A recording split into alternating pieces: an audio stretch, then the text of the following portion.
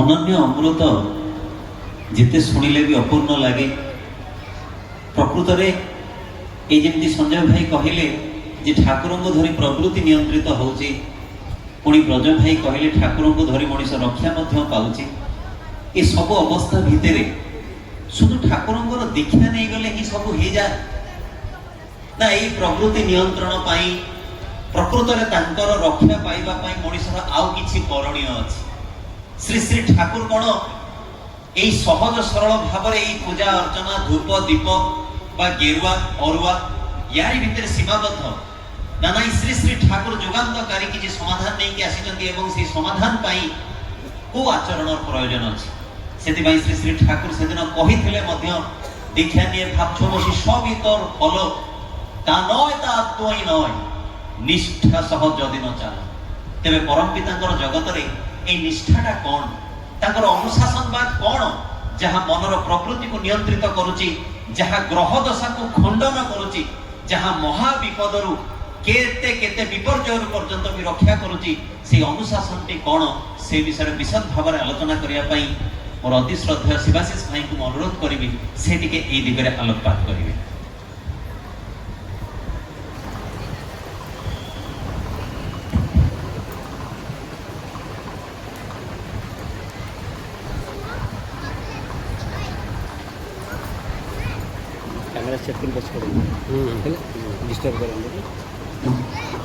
मोर पूर्ववर्ती भाई कहते जे मुकम करती बाचाड़, जे मुक को बाचाड़ कर दे पारती पुणी तांको दया नहेले बाचाड़ भी मुक हो जाई पारे। कोठू स्टार्ट करी कौन कहि जानी पारुनी। तबे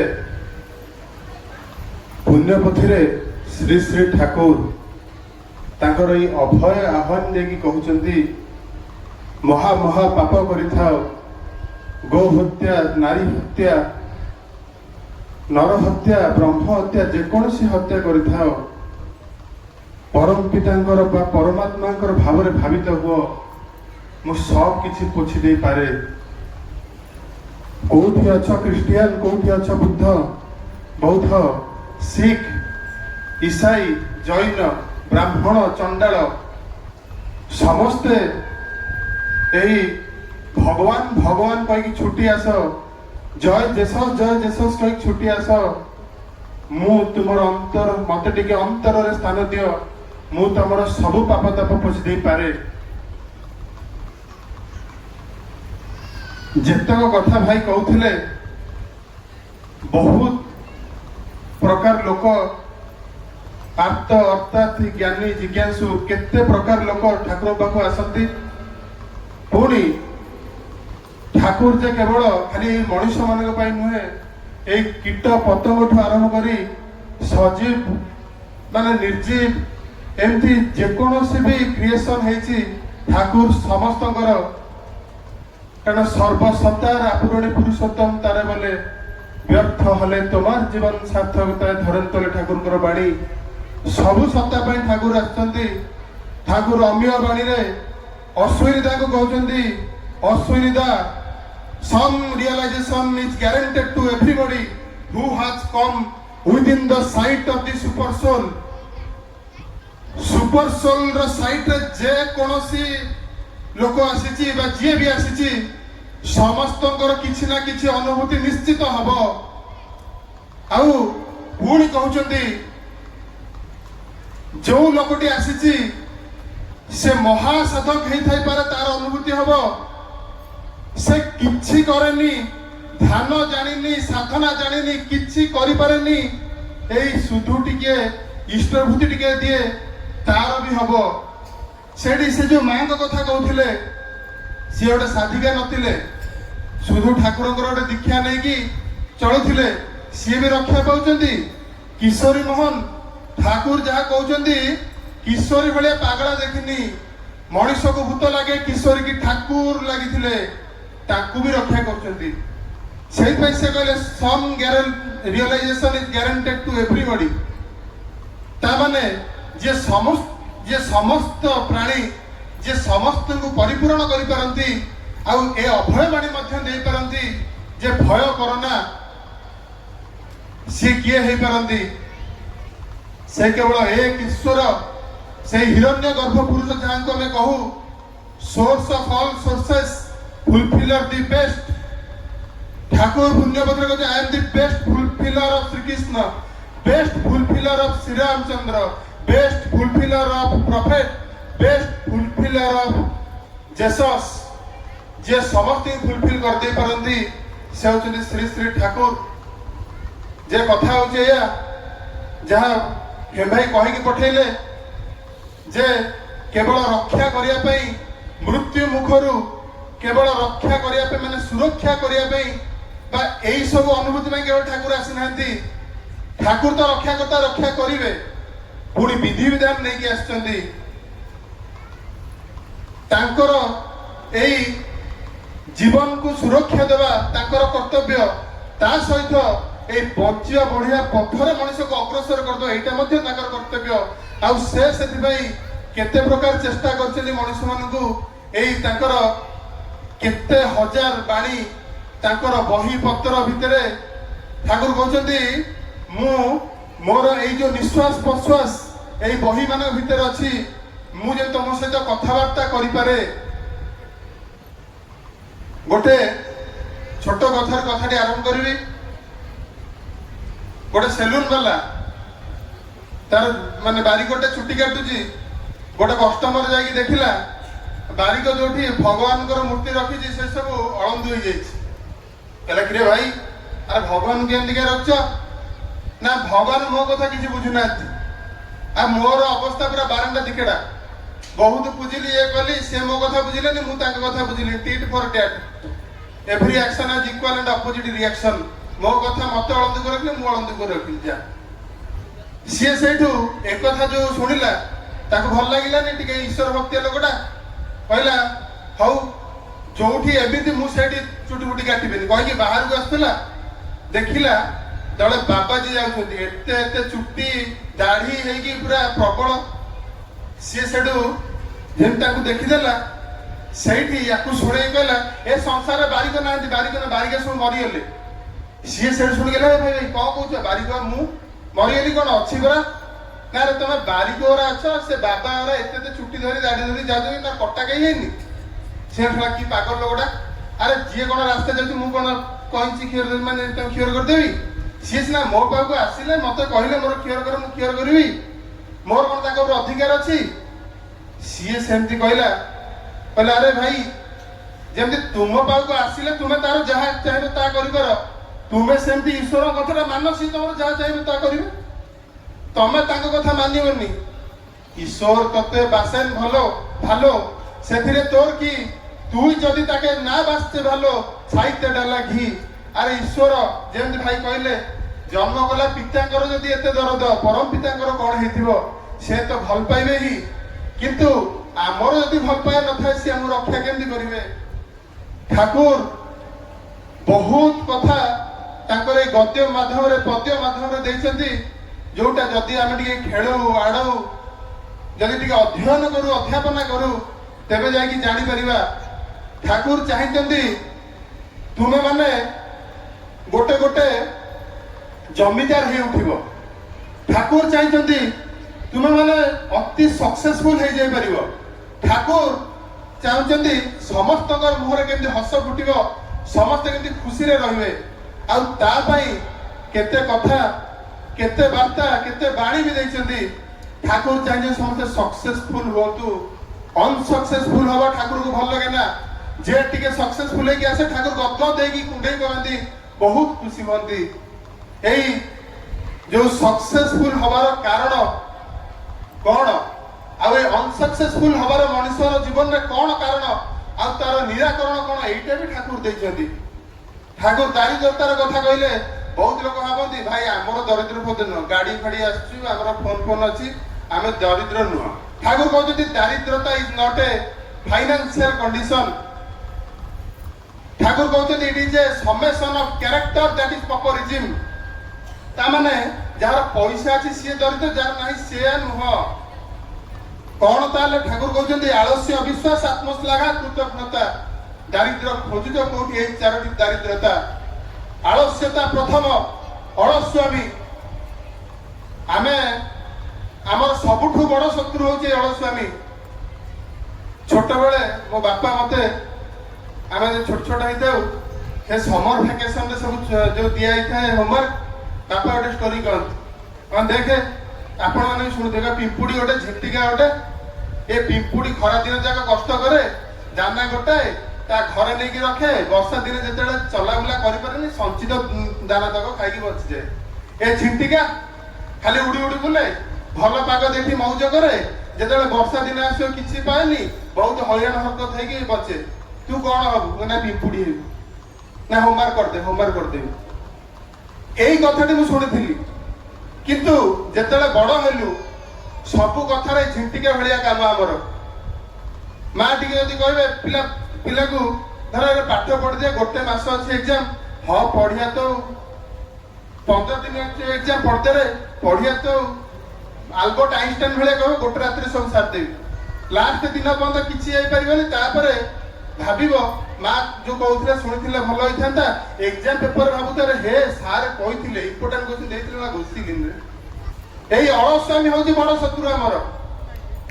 କେତେ ପ୍ରକାର ଏଇ ଅଳସ୍ୱାମୀରେ ଆମର ଜୀବନଟା ହତାଶ ହେଇକି ପଳଉଛି, ଆମେ ଜାଣିପାରୁନେ।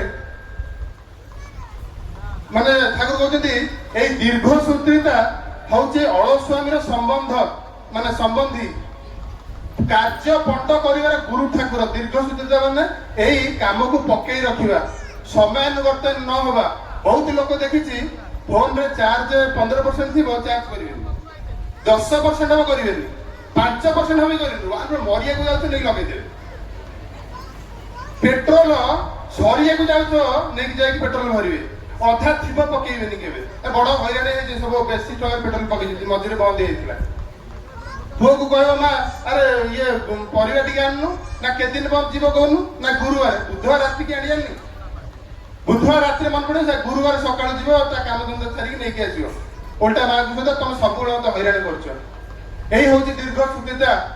ଆମର କ୍ୟାରେକ୍ଟରରେ ବସା ବାନ୍ଧି ଯାଇଛି, ଯୋଉଥିପାଇଁ ଏଇ ପପରିଜମ ସୃଷ୍ଟି ହେଉଛି, ଦାରିଦ୍ରତା।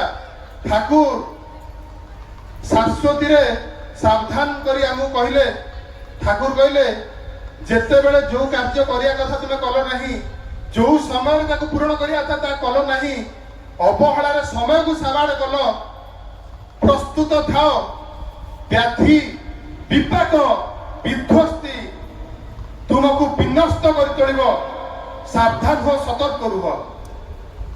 ବହୁତ ପିଲା ଆଜ୍ଞା, କାଲି ଗୋଟେ ପିଲା ସହିତ କଥା ହଉଥିଲି, କହିଲା ଭାଇ 0.25 ମାର୍କରେ ମୁଁ ଅଲଦଲ ହଉଛି, ଆଇଦର ଏପଟେ ହେବି ଜବ୍ ପାଇବି, ନହେଲେ ସେପଟେ ହେବି ଜବ୍ ପାଇବିନି।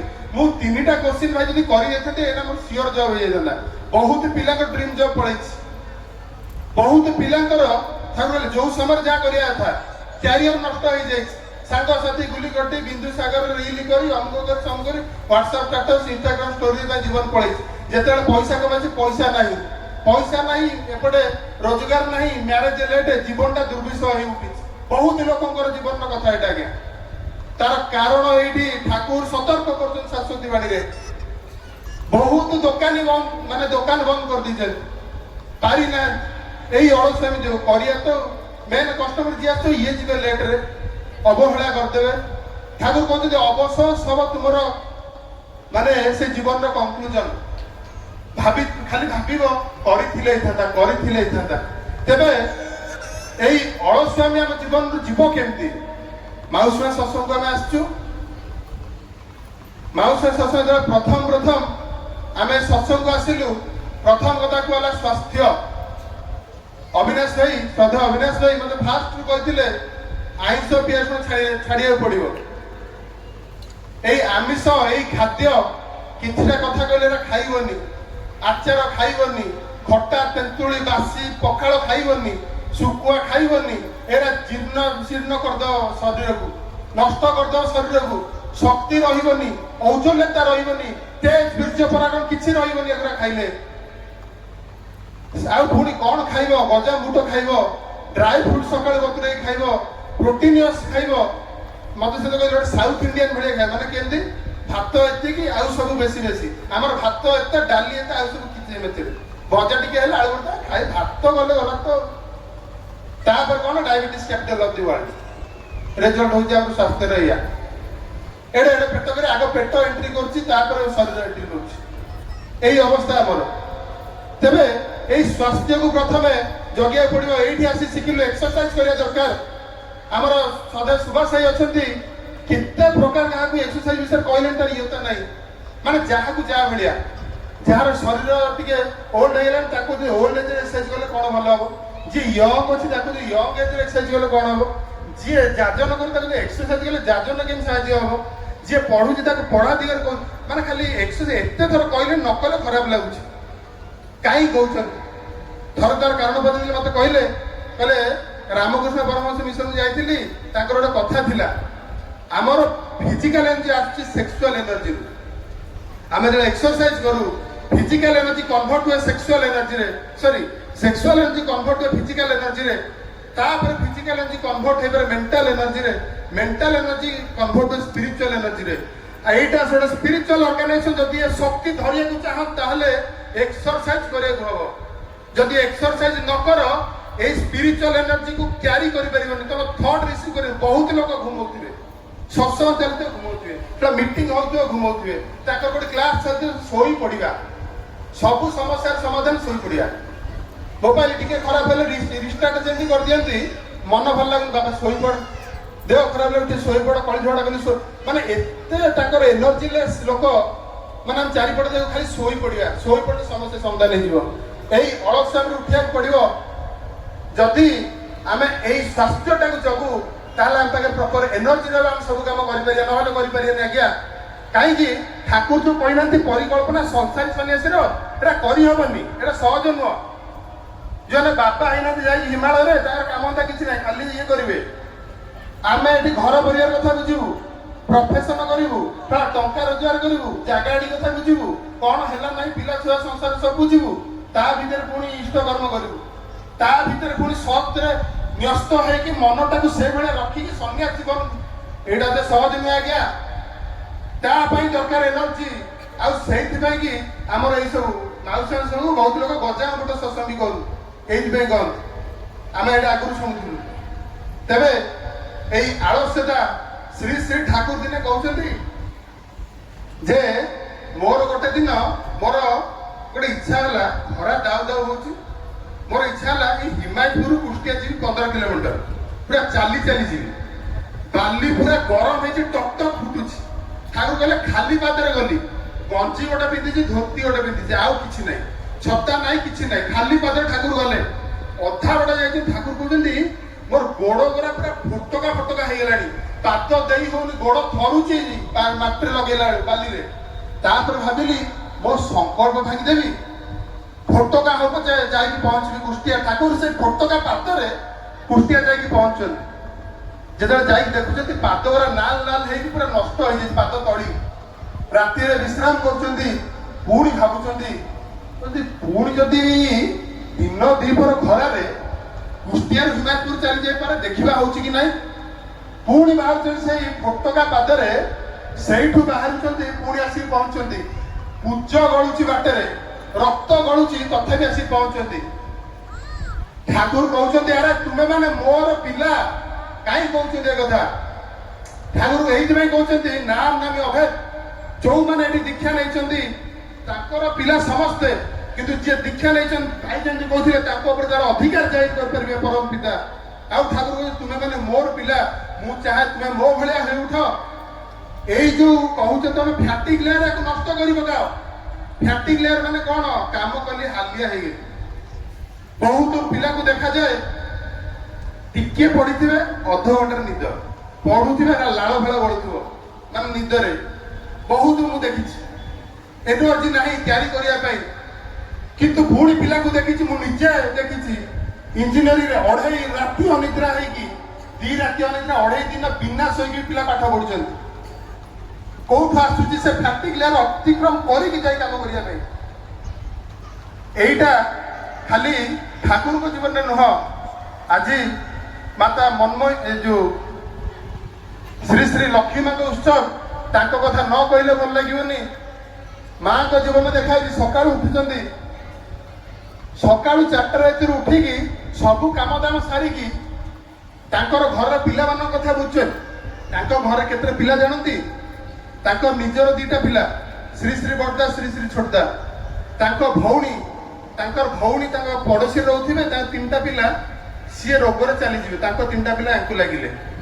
ତାଙ୍କର ମା ମାନେ ନିଜର ଜନ୍ମ କଲା ମା, ତାଙ୍କର 4ଟା ପିଲା, ତା ଦେହ ଖରାପ ଥିବ ଏଠି ଆସିକି ରହିବେ ୟାଙ୍କ ପାଖରେ, ଲକ୍ଷ୍ମୀ ମାଙ୍କ ପାଖରେ। ତାଙ୍କର ନିଜର ନଣନ୍ଦ ଦିଅର ଆଉ 3ଟି, ଟୋଟାଲ 12ଟା ପିଲା। ଗୋଟାଏ ପିଲାରେ ମା ମାନେ ନାକେଦମ ହେଇଯାଉଛନ୍ତି। 12ଟା ଛୁଆକୁ ପାଳନ ପୋଷଣ କରିବେ। ତା ସହିତ 200ରୁ 300 ଲୋକଙ୍କର ଡେଲି ଖାଇବାର ବନ୍ଦୋବସ୍ତ ଶ୍ରୀ ଶ୍ରୀ ଲକ୍ଷ୍ମୀ ମା କରନ୍ତି। କାହିଁ କୁହାଉଛି, କାହିଁକି ପୂଜ୍ୟ ସିଏ? କିଛି ଖାଲି ଶ୍ରୀ ଶ୍ରୀ ଠାକୁରଙ୍କର ପତ୍ନୀ, ଧର୍ମପତ୍ନୀ ବୋଲି ପୂଜା କରୁନାହାନ୍ତି ଆମେ। ଠାକୁର କହୁଛନ୍ତି ମୁଁ ଯଦି ନାରୀ ଶରୀର ଦେଇକି ଆସିଥାନ୍ତି ସେ ହେଇଥାନ୍ତା ବଡ ବୋଉ। କ୍ୟାରେକ୍ଟରଟା ସେମିତି। এই ଯୋଉ ଠାକୁର କହିଲେ ନାରୀର ବୈଶିଷ୍ଟ୍ୟ ରହିଛି ଧର୍ମନିଷ୍ଠା, ସେବା ଶୁଶ୍ରୂଷା, ସାହାଯ୍ୟ ସଂରକ୍ଷଣ, ପ୍ରେରଣା, ପ୍ରଜନନ। এই ଧର୍ମନିଷ୍ଠା କଣ ଦେଖନ୍ତୁ, ସାହାଯ୍ୟ ସଂରକ୍ଷଣ କଣ ଦେଖନ୍ତୁ ତାଙ୍କ ଜୀବନରେ। ଆଉ ଯେତେବେଳେ ସବୁ କାମ ସାରି ରାତିରେ ଶୁଅନ୍ତି, ବେଳେ ବେଳେ ଖାଇବା ନଥାଏ, ନିମପତ୍ର ଆଣିକି ଟିକେ ପୋଡ଼ି ଦେଇକି ଭାତ ଲଗେଇ ଦେଇକି ଖାଇଦିଅନ୍ତି। ଏଭଳି ଥିଲା ତାଙ୍କର ଜୀବନ। ଆଉ ଆମେ ଏଇ ସତ୍ସଙ୍ଗରେ ଦେଖିଛୁ ବହୁତ ଲୋକ ଆଳସ୍ୟକୁ ବହୁତ ଦୂରରେ ତଡ଼ି ଦେଇଛନ୍ତି। ଏଇ ହେମ୍ଭାଇ ଏଇଠି ବସିଛନ୍ତି। ଗୋଟେ ଥର ସୁଭଦ୍ରାଙ୍କର ପ୍ରୋଗ୍ରାମ ହଉଥିଲା, ଦୀକ୍ଷା ପ୍ରୋଗ୍ରାମ, ଆମ ରବିବାର ପ୍ରୋଗ୍ରାମ, ଶନିବାର ଦିନ ତାଙ୍କ ସହିତ ମୁଁ କଥା ହେଲି। କହିଲି ଭାଇ ଆଜି କେତେଟା ପ୍ରୋଗ୍ରାମ ହେଇ ସକାଳୁ? ନା ଏଠି ଆମେ ଗଣିଲୁ 15ଟା ପ୍ରୋଗ୍ରାମ। ଗୋଟେ ଥର କହିଲେ ଗୋଟେ ମାସକୁ କେତେ ଏନର୍ଜି ଯାଏ।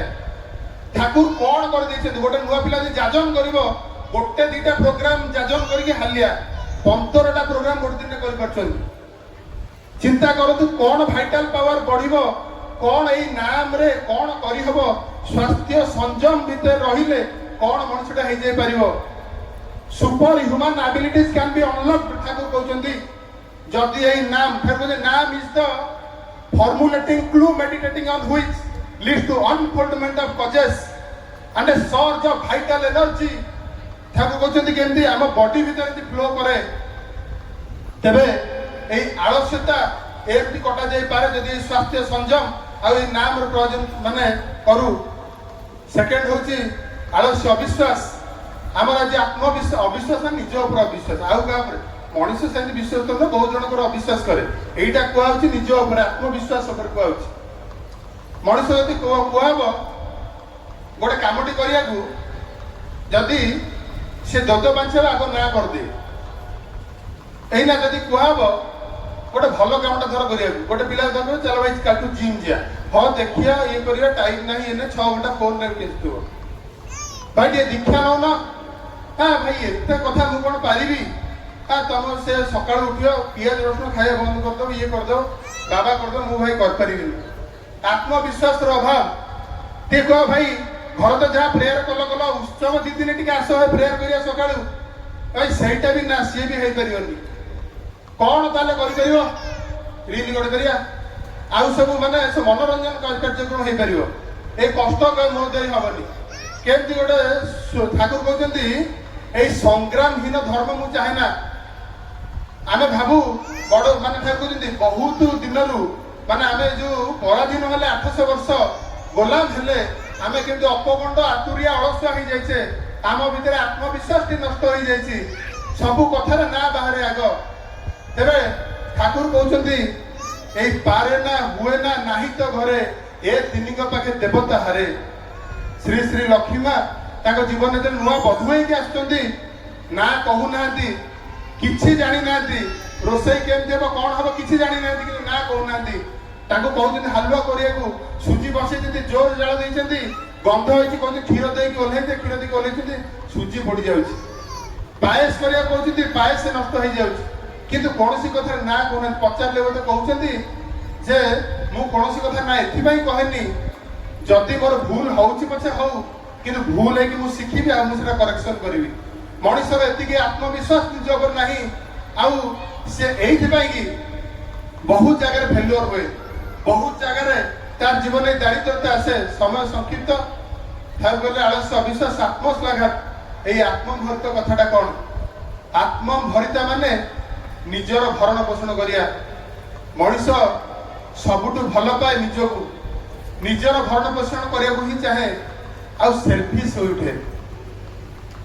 ଆମେ ବହୁତ ଜାଗାରେ ଏଇଟା ଦେଖୁଛେ, ବିଶ୍ୱାସ ସ୍ଥାପନ ହେଇଥିବ ଗୋଟେ ସ୍ୱାର୍ଥରେ, ସ୍ୱାର୍ଥ ସରିଯିବ, ବର୍ଷା ସରିଲା ଛତା ଯେମିତି ୟୁଜ୍ ନାହିଁ ସେମିତି ମଣିଷଟି ଦୂରେଇ ଯାଉଛି।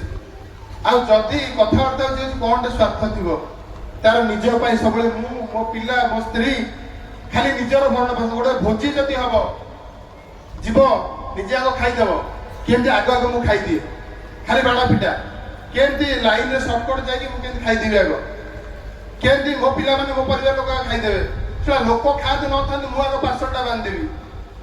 ମାନେ ନିଜ କଥାଟା ଆଗ, ପର କଥା ପଛେ। ଏଇ ସବୁ ହଉଛି କ୍ୟାରେକ୍ଟର ଆତ୍ମଭରିତାର। ଠାକୁର କହିଲେ କିନ୍ତୁ ଓଲଟା କରିବାକୁ ହୁଏ।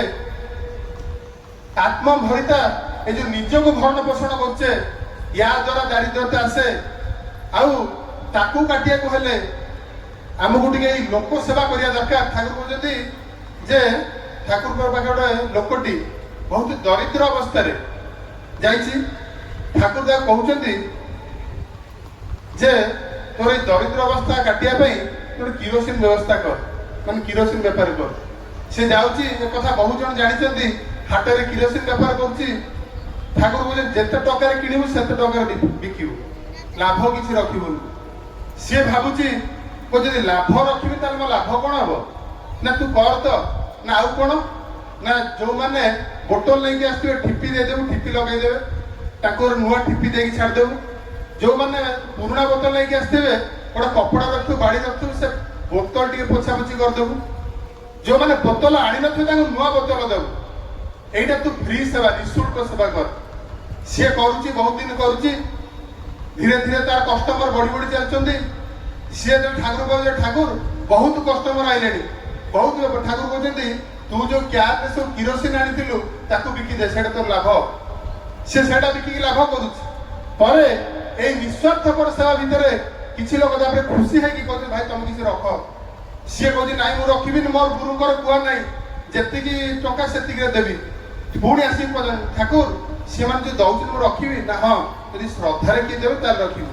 ସେ ସେଇ ଶ୍ରଦ୍ଧା ଭିତରେ ପାଇଥିବା ପଇସା ପାଇ ପାଇ ଏତେ ବଡ ବିଜନେସମ୍ୟାନ ହଉଛି ଯେ ସେଠାକାର ଡିଲରସିପ ସିଏ ପାଉଛି।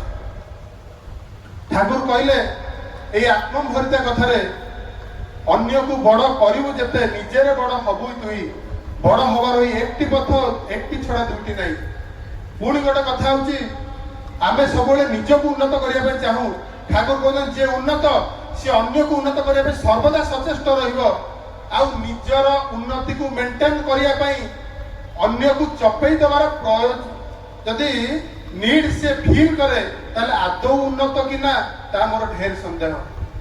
ତାମାନେ ଯେମିତି ଗୋଟେ କଥା ହଉଛି, ଆମେ ଅନ୍ୟ ପାଇଁ ବଞ୍ଚିବା। ଯେବେ ଅନ୍ୟ ପାଇଁ ଆମେ ବଞ୍ଚୁ, ସେତେବେଳେ ନିଜରଟା ଭରଣ ପୋଷଣ ସେ ମାଲିକ କରନ୍ତି। ଗୋଟେ ଛୋଟ କଥାରେ ଏଇ କଥାଟି ଏଣ୍ଡ କରିବି। ଦିନେ ଶ୍ରୀକୃଷ୍ଣ ଅର୍ଜୁନ ଯାଉଥିବେ, ଦେଖିବେ ବାଟରେ ଗୋଟେ ଭିକାରୀ। ସେତେବେଳେ ଅର୍ଜୁନ କଣ କରିବେ, ତାଙ୍କର ବହୁତ ସୁନା ଅଳଙ୍କାର ଥିବ ତାକୁ ଦେଇଦେବେ, କହିବେ ଯା। ସେ ଯେତେବେଳେ ଦେଖିବ ଏତେ ସୁନା ଅଳଙ୍କାର, ବହୁତ ଖୁସି ହେଇଯିବ। ଆମର ଯେମିତି ବହୁତ ପଇସା ଆସିବାର ଥିବ, ଆମେ ଖାଲି ଖୁସି ହେଇକି ଏଇଟା କରିବା ସେଇଟା କରିବା ଭାବୁ। ଧର ଗୋଟେ କାହାର ଜମି ବିକ୍ରି ହେବାର ଅଛି, କି ଯିଏ ଗୋଟେ ମିଡିଏଟର ଅଛି, ପଇସା ଆସିବାର ଅଛି, ଖାଲି ରାତି ଦିନ ଭାବିବ ଏଇଟା କରିବି ସେଟା କରିବି। ସିଏ ସେମିତି ଭାବିଲା, କହିଲେ ଏତେ ସୁନା ଅଛି ଏଇଟା କରିବି, ନିଜ କଥା ଭାବିଲା। ତାପରେ ବାଟରେ ଯାଉଛି, ଚୋର ମାନେ ଆଟାକ କଲେ, ତାର ସବୁ ସୁନା ନେଇଗଲେ। ଇଏ ପୁଣି ଯୋଗ ସେଇଆ। ତା ପରଦିନ ପୁଣି ଶ୍ରୀକୃଷ୍ଣ ଅର୍ଜୁନ ଯାଉଛନ୍ତି, ପୁଣି ଦେଖୁଛନ୍ତି ଭିକାରୀ ହେଇକି ବଇଛି। ଅର୍ଜୁନ କହିଲେ ସୁନା ଦେଇଥିଲି କଣ କଲୁ? ନା ସୁନା ନେଇଗଲେ ଚୋର। ନା ହଉ ଏଇ ହୀରା ମୁଦିଟା ତୁ ରଖ। ହାତରୁ ଗାଡି ଗୋଟେ ହୀରା ମୁଦିଟା ଦେବେ। ପୁଣି ଭାବିବ ହୀରା ମୁଦି ବିକିବି, ଏତେ ଟଙ୍କା ଆସିବ, ଏତେ ସବୁ କାମ କରିବି। ପୁଣି ଭାବିବ, ପୁଣି ଭାବିକି ନେଇକି ଯାଇଥିବ, ଗୋଟେ ମାଟି ହାଣ୍ଡିରେ ରଖିଥିବ। ଭାଗ୍ୟ ଏତେ ପୋଡା, ତା ସ୍ତ୍ରୀ ସେ ମାଟି ହାଣ୍ଡି କଳସୀରେ ଯାଇକି ପାଣି ଆଣିବ, ଶଳା ହୀରା ମୁଦି ବି ଗଲା। ପୁଣି ଆସିକି ବିକା। ଥାର୍ଡ ଦିନ ତ ଦେଖି ଅର୍ଜୁନ ଟେନସନ ହେଇଯିବ, ନା ପ୍ରଭୁ ମୋ ଦେଇ ହବନି, କିଛି କର। ମୁଁ ୟାକୁ ସୁନା ଦେଲି, ହୀରା ଦେଲି, ଇଏ ପୁଣି ଆସି ବିକା ହଉଛି, କିଛି ଆପଣ ତ କଣ କର। ସେଠି ଶ୍ରୀକୃଷ୍ଣ 2 ପଇସା କାଢିକି ଦେଇଦେବେ। ସେ ସେଠୁ ଭାବିବ, କହ 2 ପଇସା ଦେଲେ, ହଁ ହଉ किए भिखारी एबे अर्जुन भाबे तो सुना देले भिखारी हला गोटे हीरा देले भिखारी बसिला ये गोटे 2 पैसा दे देते यार गोटे कौन हेजियो ये सेठी से 2 पैसा धरि जाउथबो बाटर देखो गोटे माछ धराळे माछ धरुछ गोटे माछ तातरे बहुत छटपट होउछ सफोकेटिंग हो जाइछ से सेठी ता मन रे दया छ हे बिचारा माछटा बहुत छटपट होउछ रे गोटे गोटे छाड़ दो भाई क्या मागणा ना को पैसा दे ए 2 पैसा नै पछे माछटा छाड़ दे माछटा छाड़ दे कहि की से माछटा को नै आनी की पानी रे पकिया भी जाउथ ता पाटी रो फक्की ने से हीरा मुठीटा बाहरिबो जेउटा अर्जुना को दैथिले ये तो देखिबो हे बढ़िया तो कहि की पूरा चिलेबो जो पाई गली जेते पाई गली चिलेबो जो माने चोर थी से अभी मते ताको टिकड़ा पाई गेला सेतबे श्रीकृष्ण अर्जुन बहुत दूर गोटा सिरे एकत्र मार देबे आसी दंड हबो आसी ताबे सब सुना तो दे दे कहबे नै जा पछे श्रीकृष्ण अर्जुन को कहबोनी ये हीरा पाइला ये सुना पाइला अर्जुन श्रीकृष्ण ता पछरे पछरे जाय सब देखिबे जेतले हे कथाटी देखिबे अर्जुन पचारे कहबे प्रभु ए लीलाटा कोन मु ताको एते दिन सदेले हेलेनी आपण दीप सेठ श्रीकृष्ण कहबे अरे तुमे जेतले सुना देलो से भाबिला निज कथा जेतले हीरा देलो से भाबिला निज कथा मु 2 पैसाटे देली से भाबिला अन्यर कथा आउ सेतेबेले मु भाबिली ता कथा से भाबिबे आम कथा जेतले आमे भाबिया आउ जण कथा पड़ा पड़ोसी निपा जिबे तुई बेंचे चुके खाबी बुझिस जा छुटी जा तादर काছে से जे तोर बांचार पुंजी ठाकुर कहते पड़ा पड़ोसी हो तोर बांचार पुंजी न हले भाबंतु आपण एठी जो सब समस्त आछतंदी कि ना कि तोर डाकी थिबो कोनटा भाबी डाकी थिबो कि भाबी थिबो मो ठाकुर कथा मुटिके पदे दिपदे मो भाई मो बंधु कि मो कुटुंब कि मो सांग काहा को दिके सुणी देबी कि भाबी थिबो सेठु जाय कि कार होते इच्छा हबो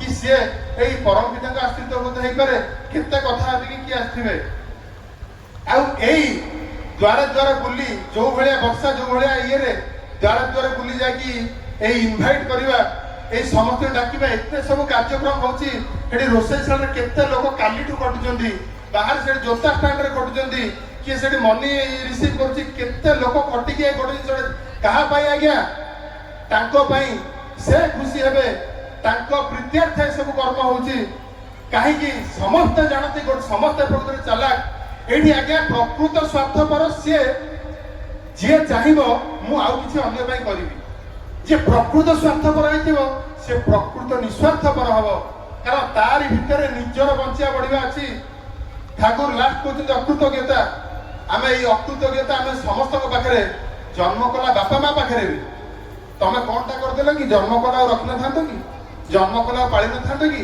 कोनटा बेसी कर दिछ जदी रखि दिछ केते रखि दिछ तार बापा बेसी रखिछि काली रे गोटे घटना गोटे स्वामी स्त्री पिला 17 वर्षर जाइथिले गोटे हिल स्टेशन को से पिलाटी जुक्ति कला मोर आईफोन दियो देलेनी से पिलाटी गळी पेला माने सुसाइड कर देला बापा बंचिया जाय कि गळी पड़छि माने माने बोझ ऊपर नळता बिडा सहज तो कृतज्ञता समाज तो बापा माँ को प्रति कृतज्ञता नहीं से एटा दियो एटा फरमाइश गाड़ी आनो केटीएम आनो आईफोन आनो ये करो सी करो दुनिया जन्म कला बापा माँ पाखे भी आम कृतज्ञ नुह आज्ञा जहाँ सोसाइटी चली किंतु सत्संग आसिकेला मत फास्ट दिन सत्संग शुणुली डेली जाकि बापा माँ को प्रणाम कर आटलिस्ट कृतज्ञ हम तुम्हें मत जन्म कर आत्मा की बुली था गिरी तमे जन्म कर कृतज्ञ से डेली प्रणाम करुच्ची एतिकी एटलिस्ट करवा एतिकी सत्संग शिखौची आज्ञा खाली प्रवचन दिया होनी एटा कैरेक्टर भितर इनग्रेंड होची द्वितीय रे मनुष्य जे अकृतज्ञ होची ईश्वर के पाखरे रामकृष्ण ठाकुर गोटे कथा कहउचंदी गोटे माँ को ता स्वामीटी गोटे सुना बेकर देछि जाई समति देखै होची देखरे मोर गोटे नुआ बेकर देखरे मोर गोटे नुआ बेकर केते सुंदर हैछि ना समस्त कहि होची रामकृष्ण ठाकुर अरे का जे बेकर देला ता कथा कहि कहि बोलुची समस्त जे सा बेकर देछि ता कथा कहउनी माने ईश्वर माने आमे ईश्वर के पाखरे बहुत अकृतज्ञ ईश्वर थिले एटा करथांते सेटा करथांते से जो सेलुन वाला भଳି सेहि पे ठाकुर कहले प्रथमे इष्टभूति करिवो ए इष्टभूति जोटा आमे करूचे एटा में कृतज्ञता ज्ञापन करूचे पांचटा यज्ञ होची कोनोसी ऑर्गेनाइजेशन रे एमती जिंस नाही जोटा गोटे जिंस करके पांचटा यज्ञ पूर्ण कर दे परिबे ठाकुर इष्टभूति सेटा दैचंदी ଆଉ କୌଣସି ପୁରୁଷଙ୍କର ସାଧ୍ୟ ନାହିଁ ଯେ ଇଷ୍ଟବୃତ୍ତି ଦେଇକି କୃତଜ୍ଞତା ଜ୍ଞାପନ କରେଇକି ଈଶ୍ୱର ପାଖରେ ନିଜର କର୍ମଫଳ ଖଣ୍ଡନ କରିଦେଇ ପାରିବେ, ଯାହା ଯୋଗୁଁ ଏତେ ଲୋକ ରକ୍ଷା କରୁଥିଲେ, ଯୋଉଟା ଭାଇ ଆମକୁ କହୁଥିଲେ। ତେବେ ମୂଳ କଥା ହେଲା ଏଇଆ, ମା ଲକ୍ଷ୍ମୀଙ୍କର ଆଜି ଉତ୍ସବ। এই যে চারটি কথা কইলে এগুলো হলো লক্ষ্মী ছড়া ক্যারেক্টার, আলস্য, অবিশ্বাস, আত্মশ্লাঘা, কৃতজ্ঞতা। তারপরে যেটা কইলে স্বাস্থ্যবান হবা, তেজবান হবা, বীর্যবান হবা। নেক্সট হচ্ছে নাম নেবা, দীক্ষা গ্রহণ করিয়া। পূজ্য বসন্ত যে নরেন্দ্র নীতি কৌলে দীক্ষা না নেলে আত্মবিশ্বাস বড়ে, তেণু এই দীক্ষা এই নামটি নেবা। সেকেন্ডরে হচ্ছে এই যজন যাজন টিকে করিবা, আর লাস্টে ইষ্টবৃত্তি টিকে করিয়া। এটা হচ্ছে লক্ষ্মীবন্ত ক্যারেক্টার। যদি এটা আমার জীবনরে ঠাকুর কইছন্তি, when an ideal is set in a man he becomes the message এর কথা। when an ideal is set in a man he becomes active, agile, responsible, alert and tactful. In a word, every mind and soul and heart bloom and blossom. তারমানে যেতবে আমি আদর্শঠারে অচ্যুত ইষ্টনিষ্ঠ হও, সেতবে সে আমার জীবনটাকে সর্ব পরিপূর্ণ করতে, রক্ষা বি করতে, ডেভেলপ বি করতে। কথা তাকে মানু তো গোটে শেষ কথা রামশঙ্কর কথা কইকি এন্ড করবি যে ঠাকুর পাখে ভোলানাথ সরকার বসছেন।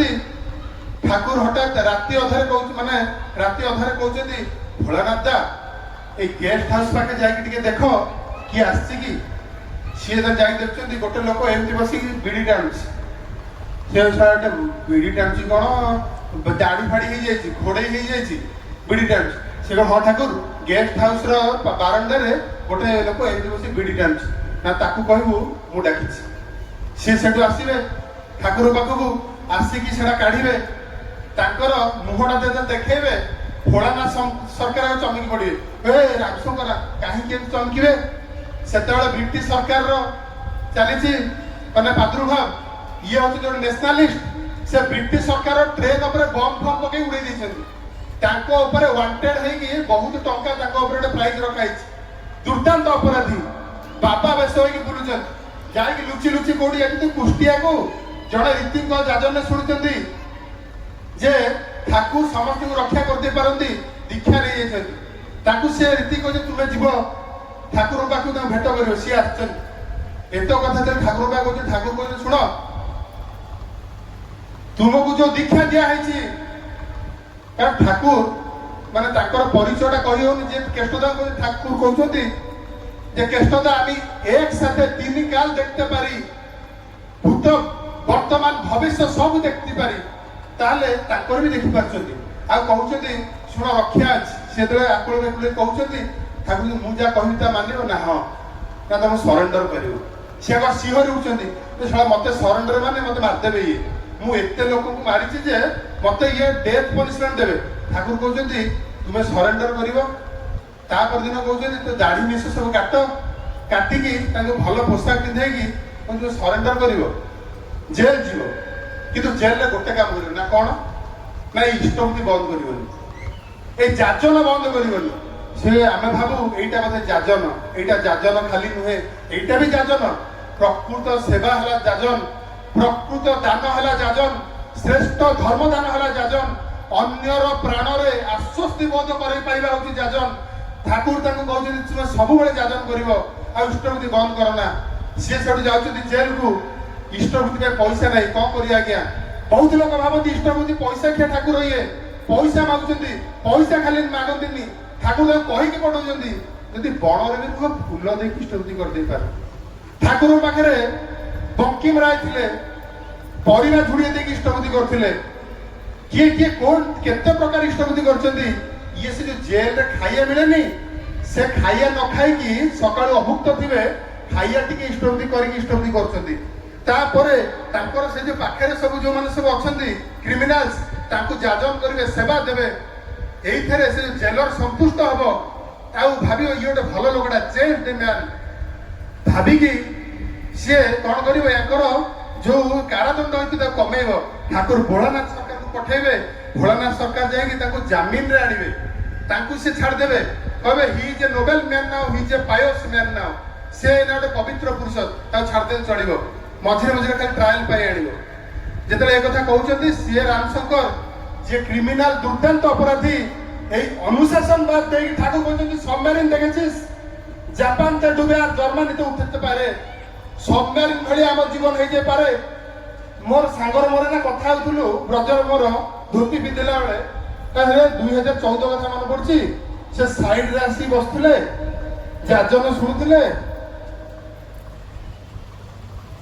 কেতে কেতে সাঙ্গ মানকু টিকে চেষ্টা করଥିଲେ ডাকিয়াকু অবিନାশ ସାଇ ଘରକୁ ଟିକେ ଯାଉଥିଲେ ଯାଜନ ଶୁଣିବା ପାଇଁ ମିଛଟାରେ କହିକି ଟ୍ୟୁସନ ଅଛି ଯାଇକି ଅଫିସ ମାଉସୀ ଅଫିସ ଯାଇକି ଯାଜନ ଶୁଣୁ এইটা কোন সেইটা কোন কর্মফল কোন ইয়ে কোন সিয়ে কোন প্রতিলোমী কোন কেতে কথা শুনুଥିଲେ আজি ভাই আমি যাজন করুছে ঠাকুর কହୁଛନ୍ତି দীক্ষিতর জীবন গোটে সম্মেলন ভଳିଆ কোଉଠି ବୁଡ଼ିବ କୋଉଠି ଉଠିବ ତାର କିଛି ଇୟତ୍ତା ନାହିଁ ସମ୍মেলନ ଭଳିଆ ଜୀବନ ହେଇଛି ତାଙ୍କର ଆଉ ସେଇ ରାମ ଶଙ୍କର ଏମିତି लोक होती लेबर डेलीगेट होगी जाकि यूएन रे जर्मनी फ्रांस और ऑस्ट्रिया रे जाकि भाषण देइछन्ती ठाकुर को शक्ति है ठाकुर को मीरा के लिए तेबे सर्वशेष रे गोटे कथा ठाकुर कहउछन्ती आमी आमार सब इच्छा तोदेर भीतर ढुकिए दिछि এখন इच्छा तोदेर भल बंद विध्वस्त अपेक्षा सद्गुरु कर शरणापन्न त्राण पाइबो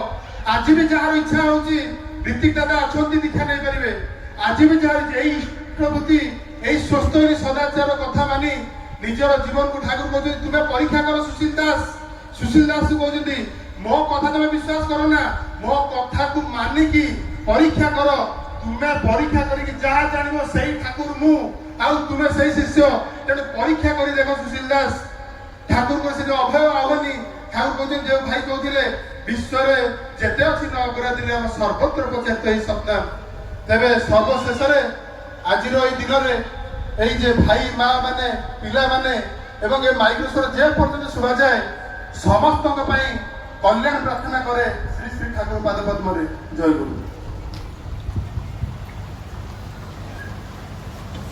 वंदे पुरुषोत्तमं वंदे पुरुषोत्तमं वंदे पुरुषोत्तमं वंदे पुरुषोत्तमं परम प्रेममय परम दयाल श्री श्री ठाकुर अनुकूल चंद्र जी की जय। परमाराध्या जगत जननी श्री श्री वड़मा की जय। परम पूज्य पाद श्री श्री वड़दा की जय। पूज्य पाद श्री श्री आचार्य देव की जय। पिता माता की जय। वंदे पुरुषोत्तमं वंदे पुरुषोत्तमं वंदे आर्य वंदे आर्य वंदे मातृवर्गा वंदे हम कृष्ण देवता वंदे पुरुषोत्तम परम प्रेममय परम दयाल श्री श्री ठाकुर अनुकूल चंद्र जी की जय जय गुरु।